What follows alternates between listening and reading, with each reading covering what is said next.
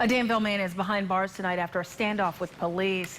He was only wanted for a probation violation, but police say the standoff and the use of a flashbang to arrest him were necessary.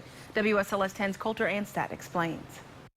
Around 7 p.m. last night, police responded to this apartment building in the 600 block of Chatham Avenue after a 911 hang-up call. Protocol for us, if a 911 call comes in, we're going to respond.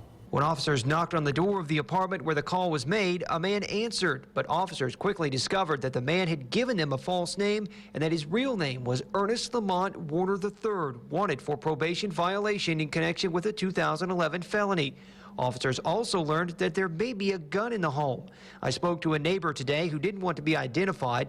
He says he had never seen anything like the standoff that ensued last night. I saw a lot of lights, a lot of people standing in the street. After learning who the man in the apartment really was, officers tried to talk to him again, but he would not respond. I think they actually had family members also try to talk to him. The officers eventually threw a flashbang grenade into the apartment and went in and arrested Warner. No gun was found. Given the circumstance, it wasn't excessive.